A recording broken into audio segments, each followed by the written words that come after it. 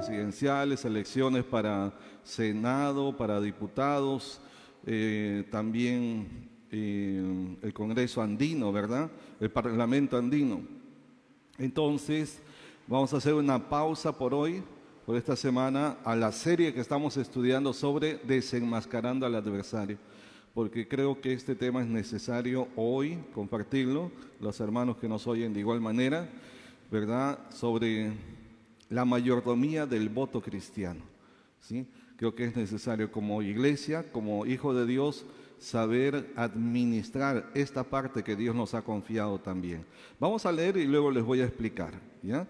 1 Timoteo 2, 1 y 2 me voy a basar en el tema de esta noche, pero podemos leer hasta el versículo 3 también. Y dice la palabra de Dios: exhorto ante todo a que se hagan rogativas, oraciones, peticiones y acciones de gracias. ¿Por quiénes? Por todos los hombres, por los reyes y por todos los que están en eminencia. ¿Qué significará estar en eminencia? En autoridad, básicamente, los que están en autoridad. Y luego habla del propósito. ¿Para qué? Para que vivamos quieta y reposadamente en toda piedad y honestidad. Para que vivamos quieta y reposadamente. O sea, ¿cuántos quieren vivir en paz, en reposo, en quietud, no en inseguridad, en violencia, como se ve en nuestras calles latinas, ¿no? Pero dice, esto es para que vivamos quieta y reposadamente en toda piedad y honestidad, versículo 3, porque esto es bueno, también es agradable, ¿delante de quién? Delante de nuestro Dios, nuestro Salvador. Muy bien, con eso vamos a orar, ¿ya? Cerremos nuestros ojitos, oremos. Padre, gracias por este tiempo especial que vivimos como nación aquí en Perú. Estamos, Señor, a las puertas de tomar una decisión trascendental para el destino de nuestra nación, no solamente por los siguientes 5 años, sino para el futuro, Señor, de nuestra nación, lo que implica nuestra familia, nuestras vidas mismas, Señor. Invocamos tu nombre y te rogamos que a través de esta palabra nos hables, nos hagas ver, Señor, la responsabilidad histórica que tenemos como iglesia de Dios en Perú y en toda nación, para saber elegir correctamente nuestras autoridades, para saber administrar apropiadamente y conscientemente la mayordomía del voto. Señor, invocamos tu nombre, abre nuestros ojos para contemplar las maravillas de tu ley. Es decir, danos entendimiento, danos luz y revelación en esta palabra. Háblanos, Señor, y también instrúyenos, haznos saber cómo debemos votar en estas elecciones. Gracias te damos en el nombre de Jesús. Amén. Amén. Muy bien, ¿alguien se acuerda el tema que les dije? ¿Cuál es el tema de hoy? La mayordomía del voto cristiano. Cristiano porque como hijo de Dios, pues nosotros debemos ser conscientes antes de tomar una decisión como por quién elegir, ¿no? ¿A quién? Y yo creo que mucha gente está todavía, como en las encuestas aparece, ¿no? 27%, casi 30%, prácticamente una tercera parte de toda la población aún no ha decidido por quién votar. Y si yo les pregunto a ustedes también, que me digan, ya decidieron por quién votar, es muy probable que están en una situación similar, ¿verdad? Todavía no saben, todavía no están seguros, todavía están como la mamá cuando dice, ¿qué cocinaré hoy? Así están pensando, ¿por quién votaré? ¿No? Y no tienen claridad y espero a través de, y es mi propósito a través de esto, ayudarles, ¿no? A tener esa claridad para que emita su voto a conciencia y sobre todo bajo los principios que tenemos nosotros como hijos de Dios, como iglesia de Dios. ¿Estamos? ¿Amén? Ya, muy bien. Entonces voy a leer una vez más porque es importante, ¿verdad?, que tengamos bien el fundamento. Dice el apóstol Pablo, por el Espíritu Santo, exhorto ante todo. ¿Qué significa ante todo? Prioridad, pues, prioridad, ¿verdad? Exhorto ante todo a que se hagan 4 cosas: rogativas, oraciones, peticiones y acciones de gracias por todos los hombres. Y es como que dijera especialmente, ¿no? Por los reyes y por todos los que están en eminencia, para que vivamos quieta y reposadamente en toda piedad y honestidad, porque esto es bueno y agradable delante de Dios nuestro Salvador. Ahora, mi tema le he puesto de título, ¿ya?, la mayordomía del voto cristiano. Déjenme explicar brevemente el sentido de ser un buen mayordomo. ¿Qué es la mayordomía? Porque la Biblia nos dice que somos mayordomos, ¿no? Y es necesario que cada mayordomo sea hallado fiel, así dice, ¿verdad?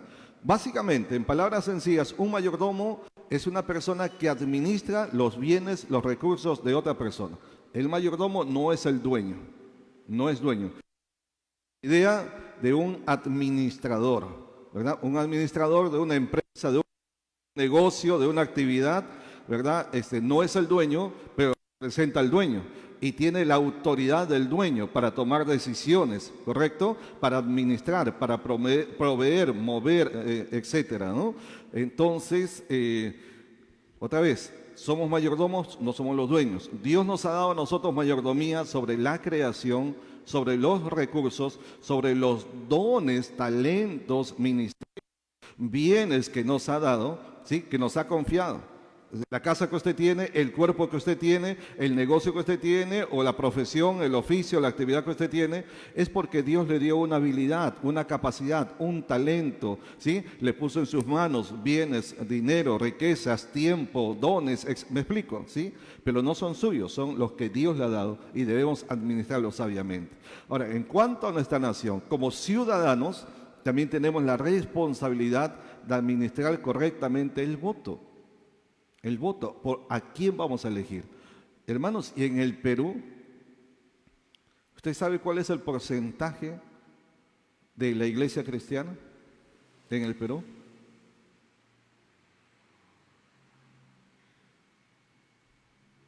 Hágase una idea, porque la mayoría de partidos, cualquiera, han invitado a pastores y especialmente pastores, pero hermanos también representativos de la iglesia. Casi todos los partidos políticos mayoritarios están llevando pastores. No es casualidad. Y si quieres saber, somos aproximadamente en el Perú, somos el 20% aproximadamente. No hay una estadística exacta, pero la proyección desde el último censo es que en este tiempo estamos aproximadamente 20%. Y eso significa, de cada 10 personas, 2 son cristianos. De cada 10 habitantes, 2 son cristianos. De cada 100, 20 son cristianos. De cada 1000, 200 son cristianos. De cada 1.200.000 son cristianos. Un 20%, ¿sí?, en una votación decide, ¿sí? Si todos como cristianos votáramos por un candidato, nosotros decidimos quién, el pueblo, el voto cristiano decidiría o decide, si todos se votara en bloque, ¿verdad?, quién va a ser el próximo presidente, quiénes van a ser los senadores, los diputados, los alcaldes, las autoridades de nuestra nación. Si toda la iglesia estuviera unida y votáramos así en consenso, en bloque, nosotros definiríamos quiénes son nuestras autoridades. Ahora, esa es una utopía, porque en la práctica no se cumple, ¿no? Porque el voto es libre, el voto es secreto, el voto es personal y voluntario. No, en el Perú no es voluntario, es obligatorio, ¿verdad? Pero uno personalmente decide. De ahí que viene la mayordomía del voto, de ahí que tenemos que saber elegir. Tenemos que saber bien por quién votar. Así que vamos a nuestra Biblia y comencemos a ver con el fundamento que tenemos aquí en la palabra de Dios. Lo primero que vamos a encontrar en esta lectura es el llamado de Dios. Y ese llamado es literalmente una invocación de parte de Dios. Dios nos llama, Dios nos invoca, ¿verdad?, a ser reflexivos, a ser una buena práctica, la mayordomía del voto. ¿Qué dice el versículo 1? Exhorto. Esa palabra exhorto significa les invoco, les llamo, ¿verdad? ¿Ya? Es Dios, porque El Espíritu Santo es el que inspiró esta palabra, ¿sí? Y Pablo fue el escritor, pero la autoría es de Dios, del Espíritu Santo. ¿Estamos? Entonces, esta palabra de Dios nos dice, exhorto ante todo, ¿sí? Hay una invocación de Dios mismo por medio de la inspiración y la revelación de su palabra. Y la exhortación de Dios no es primero ejercer el voto, no es primero quién voy a votar, no. La primera invocación, la primera urgencia, la alta demanda, es decir, la prioridad principal que Dios nos pone delante de nuestros ojos, no es mirar al hombre, no es mirar por quién votaré, por quién decidiré, quién va a ser el presidente y la autoridad de nuestra nación. No, el llamado primero, principal, urgente de Dios es a orar. Diga, a orar. Y esto es lo que dice aquí. Inclusive usa 4 vocablos distintos que tienen que ver todo con la oración, para señalarnos la urgencia y la preponderancia, la importancia que tiene la oración antes de la votación, antes de la decisión. Por eso él dice, invoco o exhorto ante todo, antes de cualquier cosa, ante todo, a que se hagan, ¿qué cosa? 4 cosas. Y son 4 niveles de oración, ¿verdad? Se los voy a decir, ¿no? Que dice rogativas, oraciones, peticiones y acciones de gracias. ¿Qué son las rogativas? Son peticiones que nacen de una necesidad urgente. Usted ruega cuando usted tiene una necesidad urgente, ¿sí o no? ¿Sí? ¿Se acuerdan de los tiempos de COVID? Cuando la gente necesitaba del oxígeno que estaba careciendo y todos rogaban, buscaban, suplicaban. Eso es lo que está hablando aquí. Suplicar con urgencia, con necesidad, ¿sí? Desde el corazón. Dígame, ¿me explico bien? ¿Sí?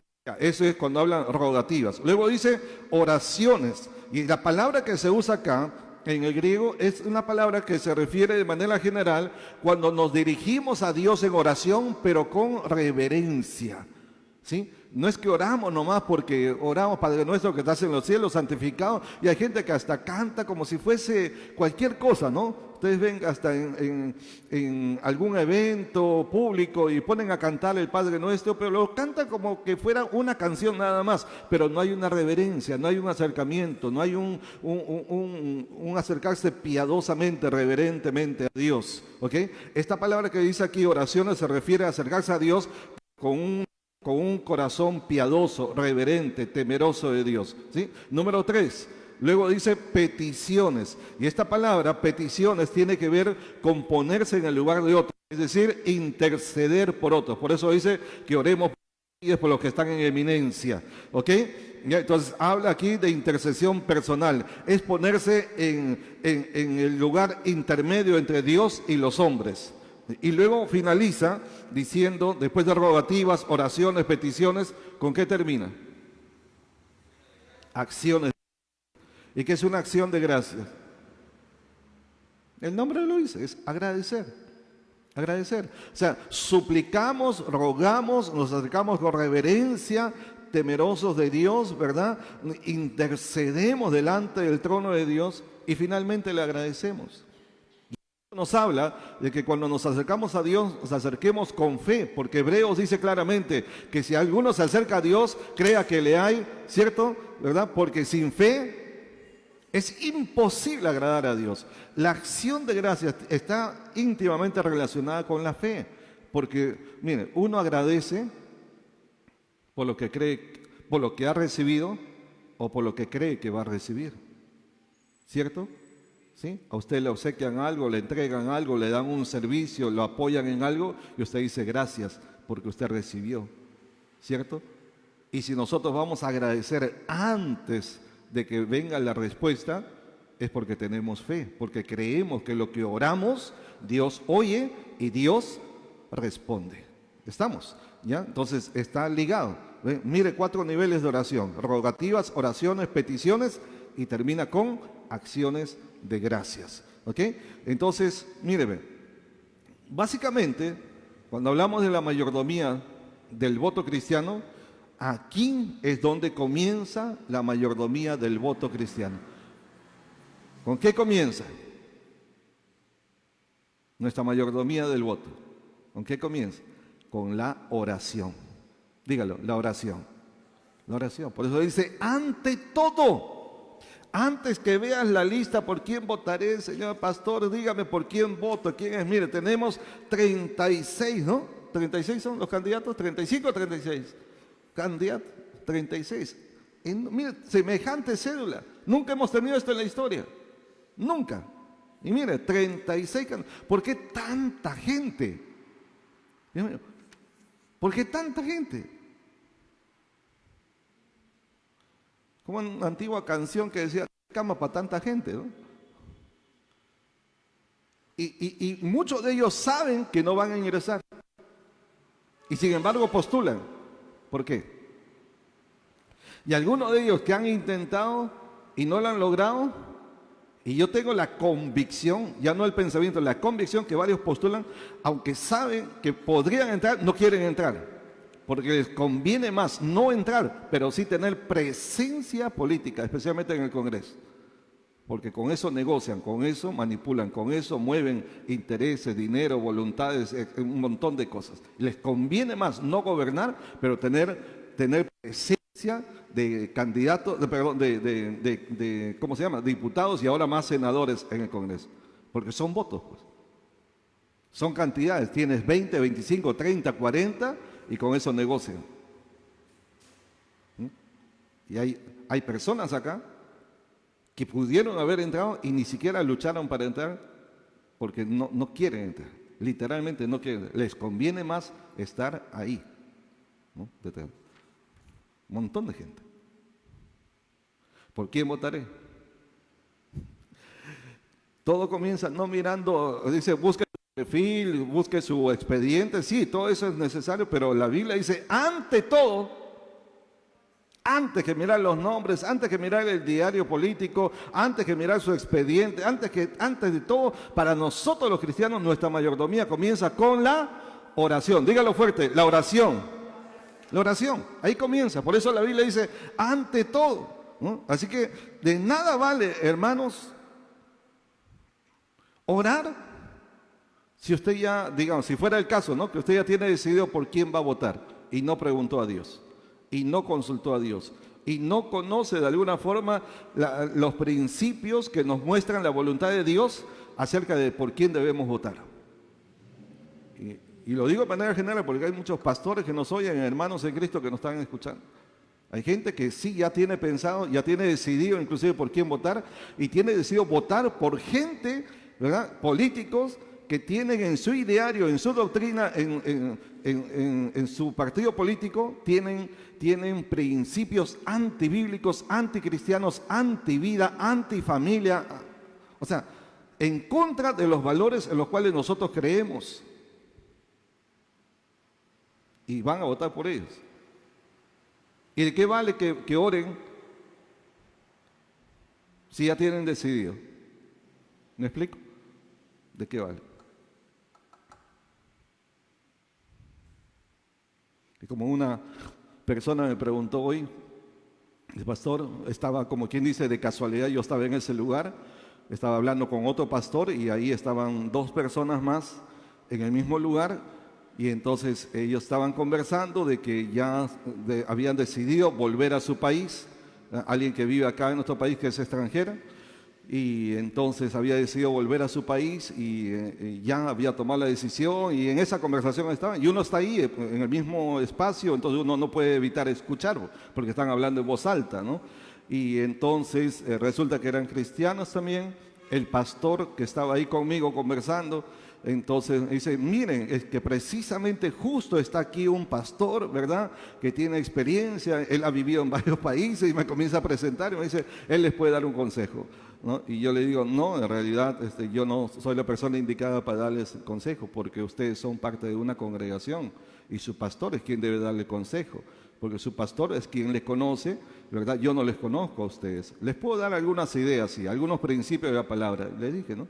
Pero una de las cosas que le dije fue que si tú tienes ya decidido, como dices, si ya has decidido, ¿no? Ya tomaste la decisión de viajar, entonces ¿para qué pides consejo?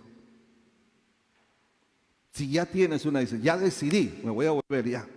Ok, entonces ¿para qué pides consejo si ya tienes una decisión? No tiene sentido pedir consejo si ya tomó una decisión, ¿me explico? ¿Verdad? Y sin embargo, le digo, sin embargo, no te veo segura de tu decisión.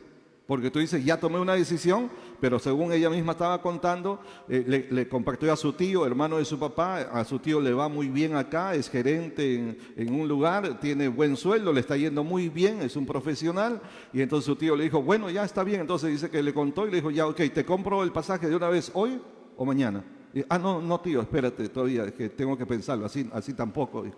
Entonces, o sea, ¿está decidida o no está decidida? Complejo, ¿no? Bueno, el asunto es que nosotros tenemos que primero orar.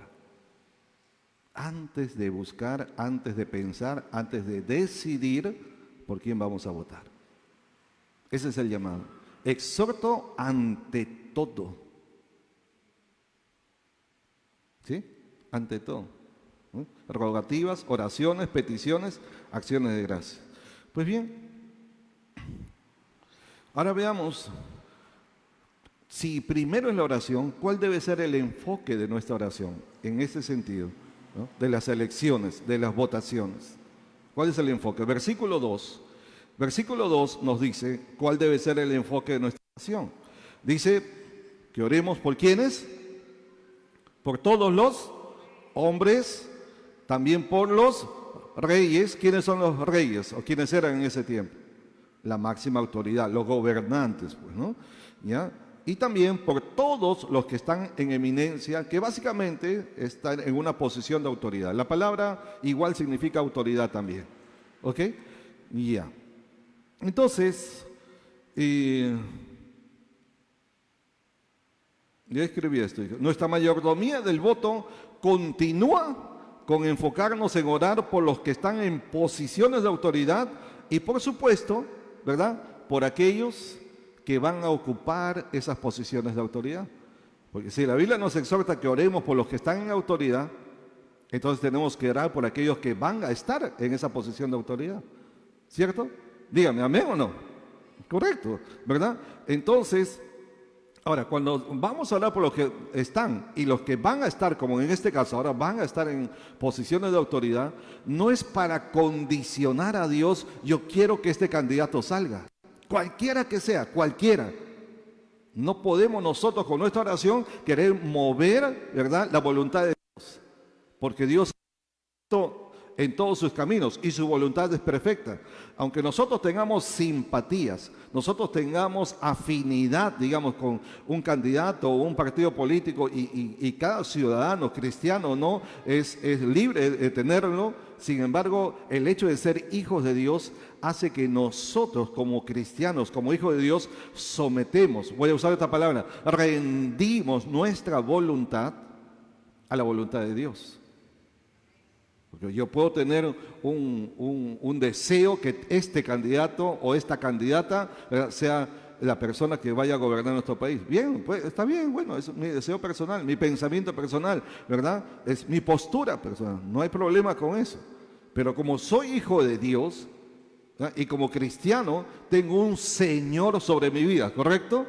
Y si es mi Señor, entonces yo rindo mi voluntad a la de Él. Y eso es lo que el Señor Jesucristo nos enseñó. Cuando Él dice, Señor, si es posible, pase de mí esta copa, pero no se haga como yo quiero, sino como tú.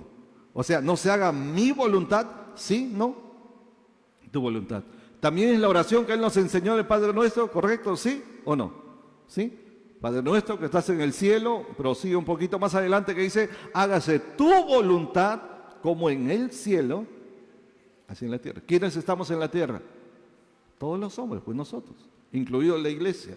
Entonces, cuando oramos, tenemos que someter nuestro deseo, ¿sí?, nuestro deseo personal, nuestra voluntad personal a la voluntad de Dios. Entonces, la oración debe ser dirigida en ese sentido.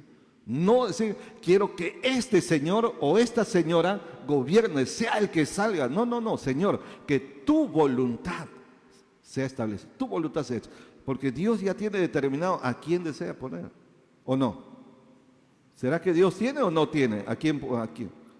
¿Qué nos dice la Biblia? O sea, ¿Dios tiene o no tiene pensado a quién poner? Daniel capítulo 2, versículo 21, dice con claridad, dice, Él muda los tiempos y las edades, quita reyes y pone reyes, gobernantes. Da la sabiduría a los sabios y la ciencia a los entendidos. ¿Ve? ¿Estamos? ¿Verdad? Entonces, tenemos que decir, Señor, ¿a quién tú quieres poner? Porque acuérdense que el hombre también se antepone a la voluntad de Dios.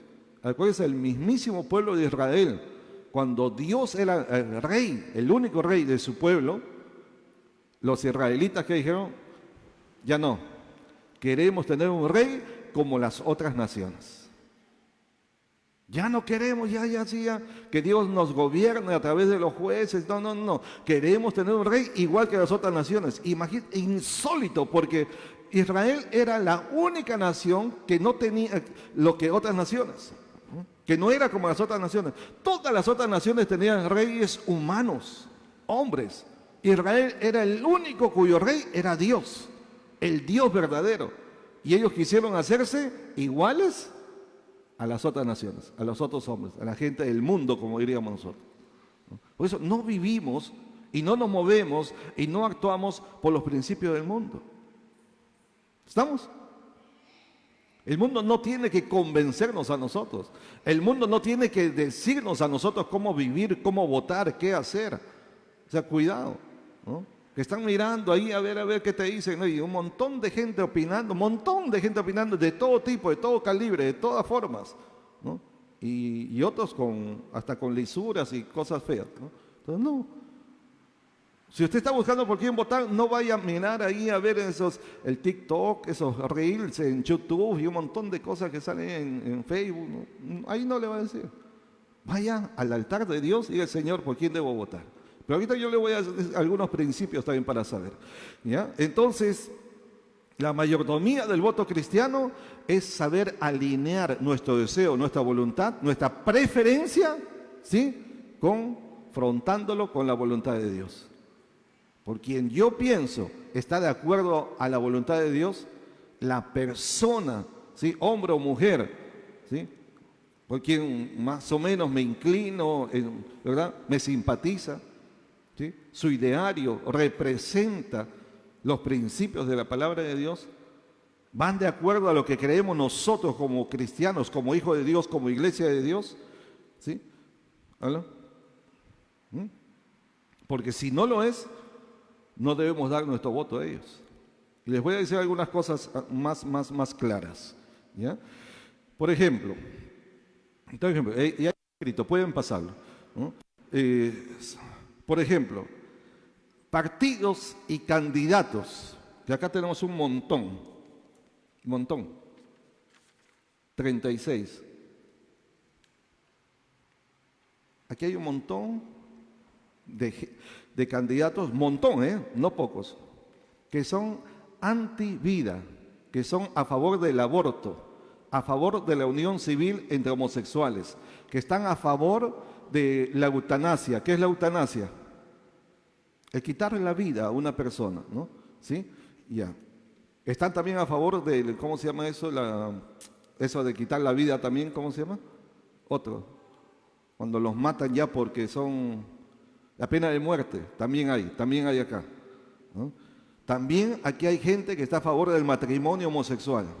También aquí hay muchos, no pocos, varios, una buena cantidad que están de acuerdo para que los homosexuales, hombres, mujeres, adopten a niños sin hogar, a niños huérfanos.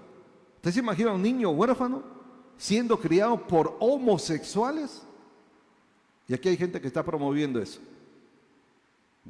Aquí hay gente, una buena cantidad, ¿no?, que tienen valores anticristianos. Aquí hay una buena cantidad, aquí hay algunos de ellos que cuando ya fueron elegidos y fueron a hacer el juramento, porque les toman un juramento, ¿verdad?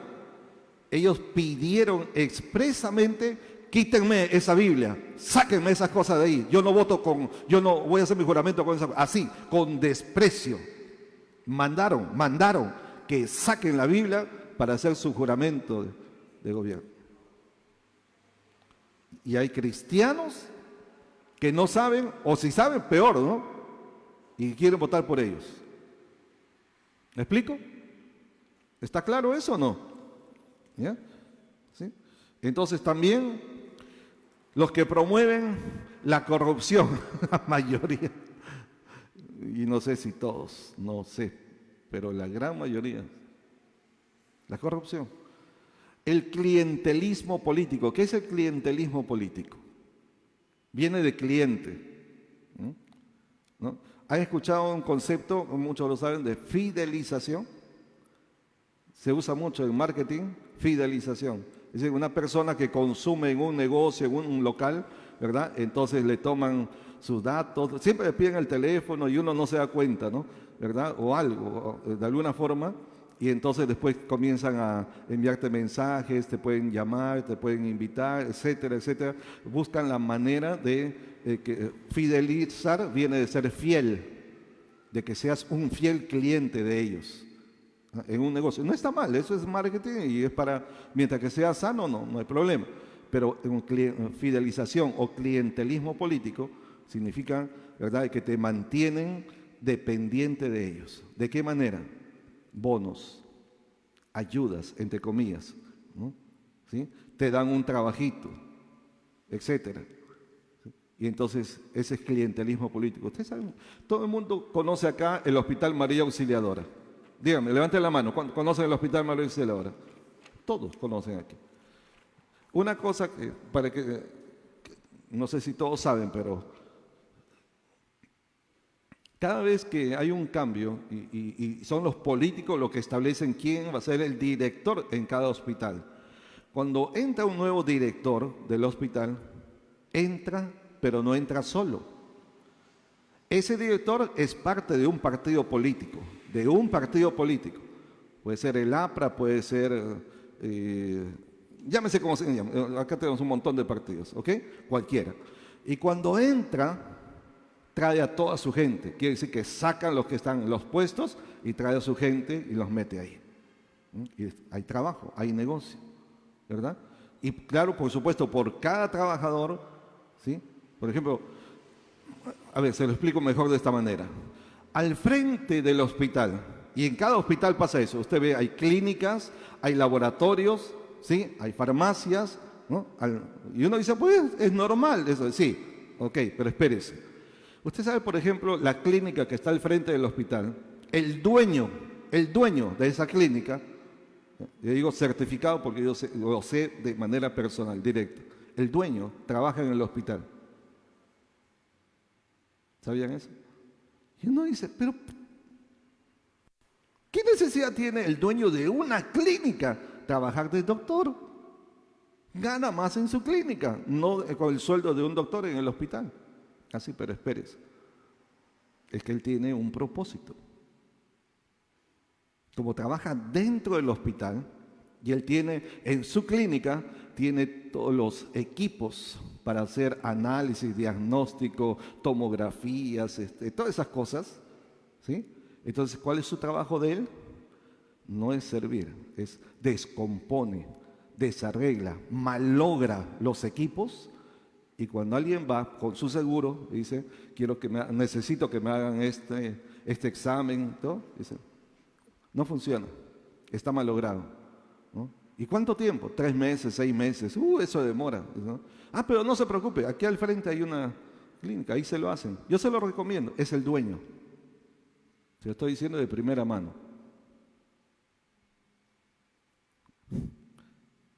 ¿Qué? Sí, así funciona. ¿Cómo se llama eso? Corrupción. Y un montón de nombres más. Entonces, de esa manera, ¿está claro? Dígame, ¿está claro? Bueno, así, de manera similar, funciona la política. Lamentablemente. Por eso que mucha gente dice, la política es sucia, es cochina, es corrompida. No, en realidad la política como tal no lo es. Son las personas las que son corrompidas. Las personas son corruptas, no la política. Uno puede hacer un buen ejercicio de política y debería hacer un buen ejercicio de política, ¿no? Pero las personas corruptas son las que promueven la corrupción, ¿sí? Y lamentablemente el sistema está contaminado por esas personas, ¿ve? Entonces, ¿qué les conviene entrar? Por eso le digo, a veces hay gente que no quiere ser presidente, pero necesita postular para mantenerse vigente y como consigue puestos, escaños, ¿verdad? Ahora va a haber diputados y senadores. Y recuerden que habíamos hecho, o se hizo, ¿no?, un plebiscito donde la población dijo, no queremos senadores. Y sin embargo vamos a votar por senadores. ¿Y de dónde salió eso? Si nosotros votamos de que no queremos y ahora nos están poniendo senadores, ¿de dónde salió? ¿Se han dado cuenta? Y nadie está ahí, no, hay que votar por senadores, sí, vamos a tener que marcar. Pero si ya votamos que no queremos, ¿y cómo aparecen acá? ¿Cómo salió acá? ¿Se dan cuenta? Así está. ¿Por qué? Porque esta gente que ahora son diputados, como la ley dice que no se pueden reelegir, como no se pueden reelegir, pero ellos saben que les conviene continuar, necesitan continuar para mantenerse en el poder, pues, y seguir negociando internamente. Entonces dicen, ok, he sido congresista, pero ahora voy a ser senador. Ya no es reelección, porque es otra cámara diferente. ¿Ven el juego que hacen? ¿Aló? ¿Me explico? Ya. Entonces, ese tipo de personas son las personas por las cuales no debemos votar. No. Todos estos que tienen todos estos valores son corruptos, que son gente que se aprovecha. ¿Se ha visto que hay gente ahí como en la universidad que es del Estado que no pagan, que son los eternos estudiantes? ¿Conocen? ¿No? Eternos estudiantes. Gente que tiene 50 años, 58 años, más de 60 y siguen como estudiantes. Y sepan que la ciudad universitaria les da pensión, les da habitación, su mini apartamento, les da los estudios gratis y un montón de cosas. Les da. ¿Sabían eso? Y por eso ellos repiten, se llaman estudiantes eternos. ¿Por qué? Porque se convierten en dirigentes sindicales para ir promoviendo y aprovechándose del sistema. Entonces, en la política es similar. ¿Por qué tenemos gente que vive de la política? 10 años, 20 años, 25 años, todo el tiempo están ahí metidos, todo el tiempo. ¿No tienen otra cosa que hacer? Porque ¿qué han hecho por nuestro país? ¿Qué han hecho? Sacamos la cuenta de qué han hecho. ¿Por qué estamos así? Y ellos son los grandes señores que dicen, es que debemos hacer esto. Bueno, usted ha estado ahí tantos años, ¿qué ha hecho usted? Y mire cómo está nuestra nación. Ese tipo de personas son las por las cuales no debemos dar nuestro voto. Entonces, una buena mayordomía como hijos de Dios y como ministros de Dios es saber escoger bien. Ahora, no hay ni un solo candidato de todos los que están aquí y los que aparezcan después, ni uno solo, así está, ni uno que sea perfecto, ¿correcto? Entonces, como ninguno es perfecto, no votamos por nadie, tampoco. No vamos a encontrar ninguno perfecto. De hecho, en la iglesia tampoco no hay ninguno perfecto, incluyendo el pastor, porque todos estamos en proceso de perfeccionamiento, ¿correcto? Pero de todas maneras nos corresponde votar por él. Entonces, por lo menos, para hacer un buen ejercicio de nuestra mayordomía cristiana, de nuestro voto político, tendremos que escoger entre los que están. Escúcheme, no es votar por el menos malo. No es. Algunos dicen, hay que votar por el menos malo, como una vez dijeron, entre el cáncer y no sé qué, ¿no? No es. No es que nosotros escogemos por el menos malo, el menos peor. No es así. Es entre los que están, ¿sí? Ya sabemos, o los que no debemos votar. Todos los que tienen principios en contra de la moral, la ética, los valores de la palabra de Dios. Ya por ellos definitivamente no votamos. Pero de los que quedan, entre ellos, ¿por quién escogemos? Los que de alguna forma vayan de acuerdo a lo que creemos, pues. Los valores de la familia, la unidad familiar, la vida, ¿verdad? La honestidad, ¿sí? El respeto, el creer en Dios. Aquí hay candidatos, varios que no creen en Dios, que son ateos, ¿saben, no? Hay varios ateos acá, ateos declarados. Y si decimos ateos, si decimos, bueno, lo puedo decir comunistas, izquierdistas, marxistas, socialistas, lo puedo decir abiertamente, claramente. son enemigos de Dios y enemigos, por tanto, también del pueblo de Dios. Si esta gente entra al poder, ¿usted cree que van a favorecer al pueblo cristiano? Jamás, jamás. Somos una amenaza para ellos. Recuerden que uno de sus líderes idearios principales que dijo que somos el opio del pueblo, así nos califica. Somos sus enemigos. ¿Y van a votar usted a apoyar a un enemigo de la iglesia que no cree en Dios y que somos amenaza para ellos? Definitivamente no. Entonces, entre los que quedan, ¿no?, hay que escoger por los que están, y ese es su voto libre, ¿no? Libre, voluntario, pero por lo menos que de alguna forma apoyan o representan los valores de la palabra, ¿no? La vida, la honestidad, el trabajo honrado, etcétera. ¿Estamos? Ya. Entonces, para terminar, el propósito de Dios. ¿Cuál es el resultado cuando nosotros oramos? Por un lado, oramos y hemos estado orando, y la iglesia en el Perú está orando, gracias a Dios, eso es bueno. Muchos pastores, muchos movimientos están orando, muchas iglesias, muchos hermanos, aquí también, todas las mañanas se está orando, ¿verdad? Y hay que seguir orando, más en estos últimos 2 días, ¿sí? Ya, pero una vez que oramos, también cedemos nuestra voluntad, decimos, Señor, hágase tu voluntad, no porque yo pienso, a mí ninguno, personalmente, quieren saber, ninguno me convence, ninguno, pero igual tendré que votar por uno de ellos. Yo ya sé por quién voy a votar, y es personal, privado, no me pregunten, ¿ya? ¿Sí? Pero, bueno, ahora bien, el propósito de Dios para la nación. ¿Qué resultado viene cuando oramos? Porque si creemos que oramos y Dios oye y Dios responde, entonces no es que estamos gastando el tiempo en vano. Dios libró nuestra nación con este señor que quiso dar el golpe de Estado. Bueno, que dio el golpe de Estado, pero no le salió. ¿Por qué fue? Mi convicción fue por la oración de la iglesia. Porque mucho pueblo aquí en el Perú se levantó a orar, a clamar en ese tiempo. Mucho tiempo. Hubo mucho ayuno, mucha intercesión, mucho. Y eso de lo que sabemos y lo que no sabemos, mucha gente orando. Y Dios libró nuestra nación de lo que pudo haber sido otra cosa en este momento. Y por eso la importancia de orar. Cuando oramos, ¿qué dice Dios? El siguiente versículo dice, por los reyes, por todos los que están en eminencia, y luego dice, ¿para qué? ¿Para qué dice? Para que vivamos quieta y reposadamente, ¿cómo? En toda piedad y honestidad. ¿Sí? Así que si oramos, hermanos, y hacemos un buen ejercicio de nuestra mayordomía del voto, el resultado será lo que Dios dice aquí, ¿no? ¿Ya? O sea, es la voluntad de Dios que nosotros vivamos en piedad. ¿Qué es piedad? Una vida piadosa, es una vida temerosa de Dios. ¿Sí? Dice para que vivamos en piedad y tengamos la libertad para expresar nuestra piedad. Tengamos libertad para expresar nuestra vida cristiana, ¿verdad? En un pueblo libre, en un país libre. Amén. ¿Ok?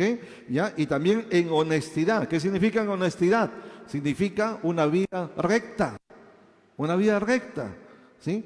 Con valores, con principios que se han ido perdiendo, ¿no? Pero justamente porque no hemos sabido escoger, bueno, en general, ¿no? El pueblo no ha sabido escoger, ¿eh?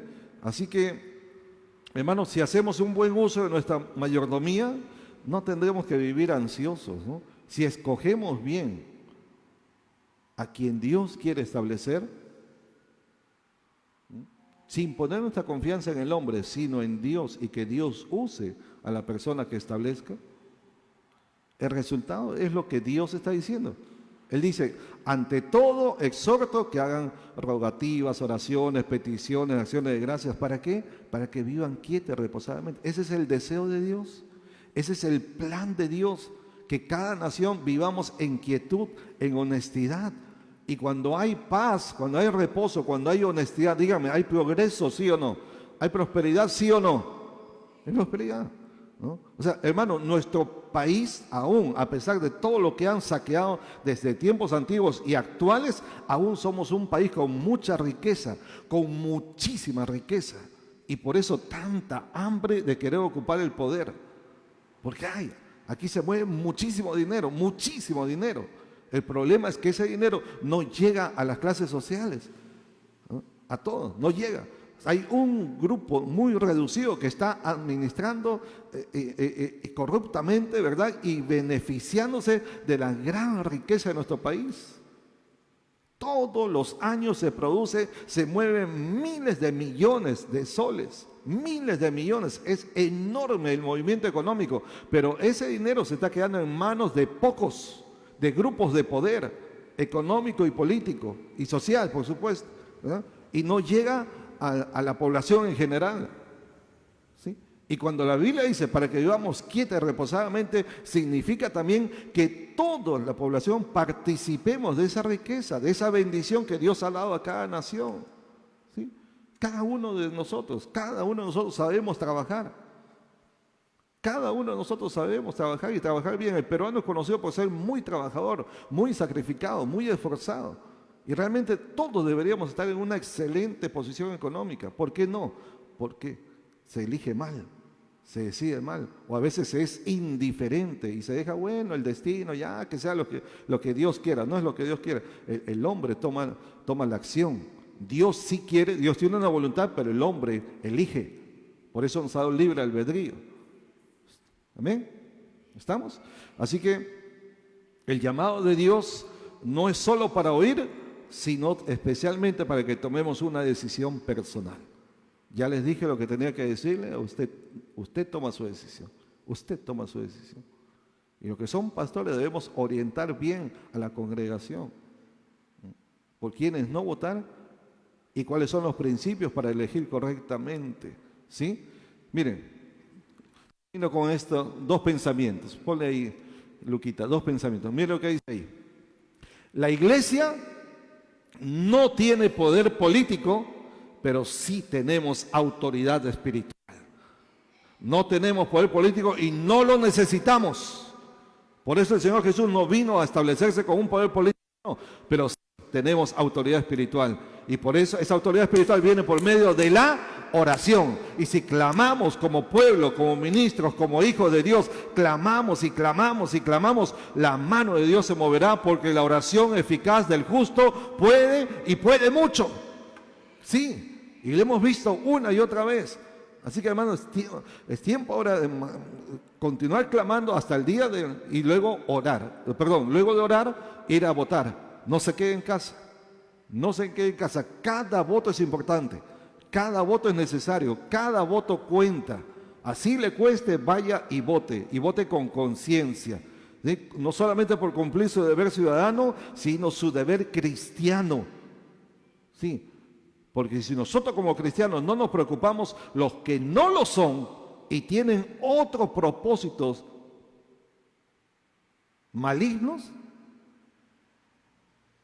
y nosotros descuidamos nuestra responsabilidad, entonces ellos son los que van a llevar la mayoría, ¿no? Y eso no es lo que queremos, ¿correcto? ¿Sí? No necesitamos el poder político, ni siquiera necesitamos un presidente cristiano, que muchos están pensando eso, ¿no? Que ya nos estamos acercando, que ya pronto y todo. No, a mí no me preocupa y ni me interesa, hermano. La iglesia no necesita un presidente cristiano. Eso no va a cambiar. Que puede llegar, amén, si llega en buena hora, pero no lo necesitamos, no dependemos de eso. ¿Por qué? Porque nuestro poder no es un poder político, la política no va a cambiar, es el Señor, es nuestro Dios. Bienaventurada la nación cuyo Dios es Jehová, no el que tiene un presidente cristiano, no, cuyo Dios es Jehová. Eso es lo que dice la Biblia. Sí, y si tenemos a Dios y tememos a Dios, Dios bendecirá nuestra nación. Amén. Y lo último, la oración de la iglesia es el poder que Dios ha dado para influir en la nación. No tenemos poder político, pero tenemos autoridad espiritual, pero el poder que sí tenemos es el poder de la oración. Amén, para influir en la oración. Así que vamos a unirnos a seguir orando, no deje de orar, sigamos orando y clamando y que se haga la voluntad de Dios. Amén, amén. Vamos a orar para terminar.